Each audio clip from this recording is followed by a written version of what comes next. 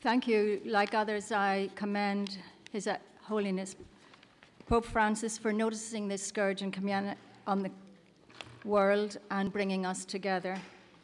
I wish to address three different matters: the misuse of adoptions, both customary and statutory, the use of children and slaves in conflict, and the actions my own country, Ireland and Northern Ireland, has taken to combat human trafficking. Some jurisdictions, for which I'm familiar, have a recognition of customary laws and rules that, provided they do not conflict or are not repugnant to human rights norms, such as the Constitution of Papua New Guinea. However, there has been an increasing misuse of the traditional system of customary adoptions that are not recognized through courts.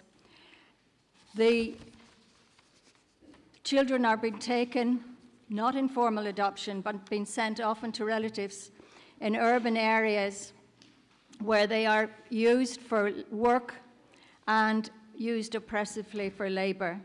Whilst being ostensibly family members, they fall outside many of the labor laws, and a good traditional system is being abused. Likewise, as Judge Salome has said, in Uganda, I have experienced the same system in Sierra Leone, where arrangements were made for children to be adopted by persons overseas and outside the jurisdiction.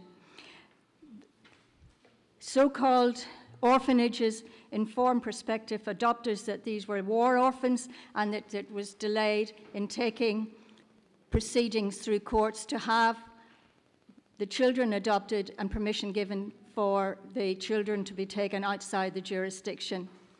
This was allowed to happen because the government departments responsible for child welfare permitted the child to be taken out, and then the courts were expected to rubber stamp that decision.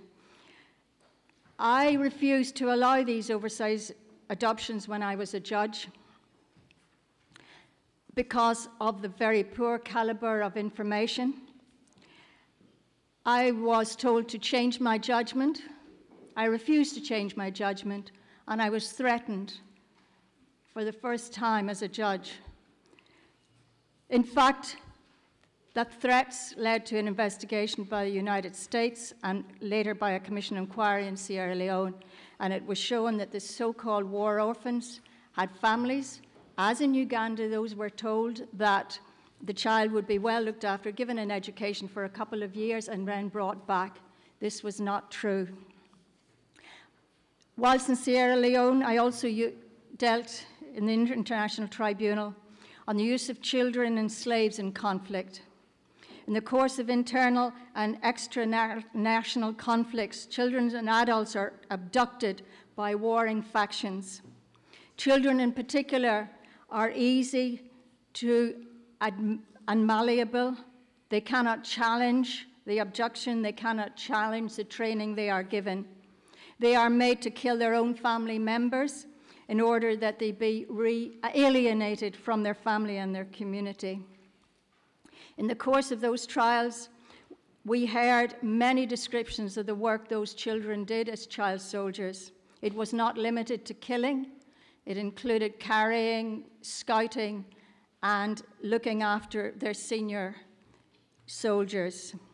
As a result, when we came to write that judgment, we drafted the use of the word use of children in conflict as widely as possible, and that has been followed by the International Criminal Court.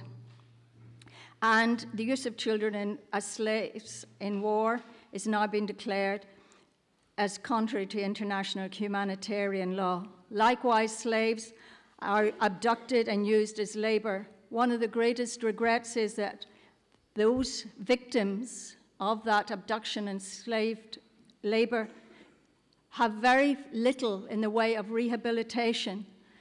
Many, and if not all, particularly the women, are not allowed to come back into their own families or communities as they are considered tainted. So whilst there have been lengthy jail sentences, I wonder how much deterrence it has resulted in.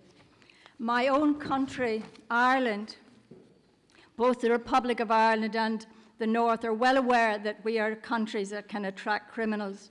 We do not lose sight of the fact that our own patron Saint Patrick was brought to our country as a slave and worked as a slave. However, he later was instrumental in having slavery forbidden in Ireland, and during the colonial times in Ireland, many Irish were taken into slavery and indentured labour in the Caribbean and the Americas centuries ago. Their descendants are called redlegs.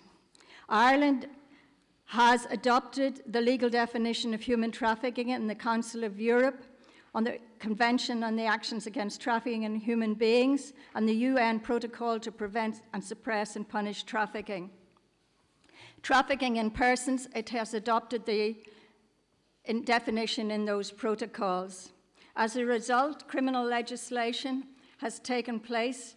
Criminal law on human trafficking in 2008 prohibits trafficking for sexual and labor exploitation and the removal of human organs. An amendment in 2013 implemented the European Union Directive on Preventing and Combating Trafficking in Human Beings and Protecting its Victims. It broadened the definition of exploitation to include forcing engagement in criminal activities and forced begging. A subsequent amendment in 2017 widened the exploitation of children, including pornography, and the exploitation, and included criminalization of the purchasing of sex.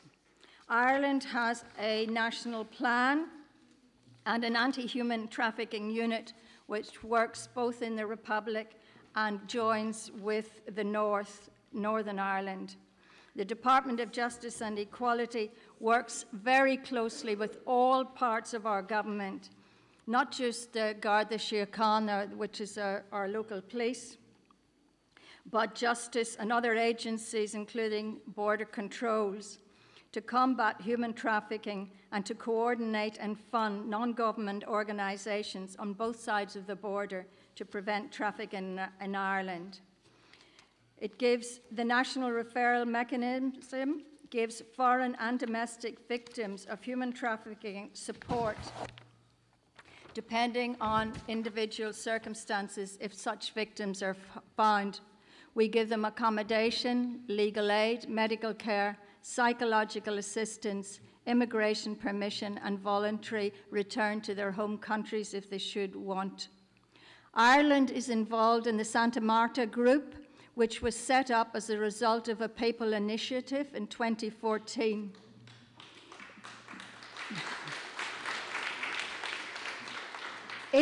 Ireland leads the group in the North Atlantic Fisheries Project on human trafficking in the fisheries industry.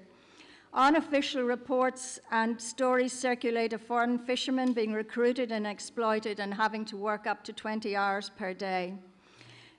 That group, with Ireland in the lead, reported in Rome here in 2016, and we are proactive within the North Atlantic Fisheries Project. Ireland, too, has upheld its international reporting obligations on trafficking of victims, and the US Congress has assessed Ireland as a Tier 1 rating for each year that they have investigated. And we're looking forward to Jamaica joining us up there. And we have recently been the subject of an in-depth evaluation on the Council of Europe. Ireland experiences a low level of reports of trafficking in human beings, but there has been an increase. Since 2009, approximately 65 suspected victims were reported to the police. Of these, it is estimated that 2/3 were used for sexual exploitation, and 40% of the victims are reported to be from Europe. Most are European nationals, a majority from Romania. We have no reports of organ harvesting in our country. There has been an increase in reports, but unfortunately no convictions. Criminal prosecutions have been started and are ongoing but are not completed. Since 2008, we have had over 500 allegations, but the majority of these, that was insufficient evidence, and the adjustment of evidence is a major problem in prosecutions. However, Ireland is not completely blind, and when investigations become too complex for human trafficking, we look to other possible charges, particularly money laundering and prostitution. And as I've said, the user of the prostitution is now a criminal offence in Ireland. And we've also widened and codified the definition of consent in sexual encounters. There is a growing awareness and initiative to make the public aware of the risks of human trafficking. We have many public notices with a central message is don't close your eyes to human trafficking.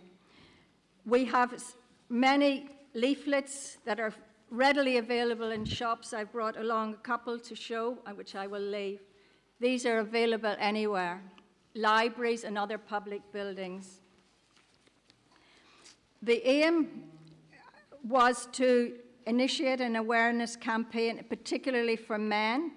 It advertises support services, and both sides of the border in Ireland work very closely together to combat and make awareness of human trafficking, and particularly of child sexual exploitation and the use of children in pornography. Ireland is regularly gives money through Irish Aid to NGOs and to the United Nations and its missionary agencies in Africa and the Pacific, working to prevent human trafficking and to promote gender equality and decent working conditions. Despite the wide publicity here, a recent survey carried out by the Seroptimus clubs of Northern Ireland showed that of 7,500 people surveyed, only 880 said they didn't know anything about human trafficking and pretended it didn't exist. Most of them heard of some form of human slavery, but very few knew or understood what organ harvesting or the use of human organs is that it exists. So Ireland is making a concerted effort, both locally and internationally, to raise awareness of human trafficking and to raise awareness of other causes. In conclusion, I would like to go back and quote a 1994 Commonwealth Judges meeting where they were asked to consider the protection of human rights and anti-slavery. That's almost 30 years ago. And they said, judges and lawyers have a duty to familiarize themselves with the growing international jurisprudence of human rights and the extending materials on the protection of human rights of women. That holds true today as much as it did then, but it's not easily adjusted and enforced. We have to consider alternative charges if the evidence supports alternative charges and consider alternative verdicts. We have to be alert to what we're being actually asked to approve when considering the paramount welfare of children and the fact that our courts in Europe or America may be asked to endorse foreign so-called adoptions. Thank you.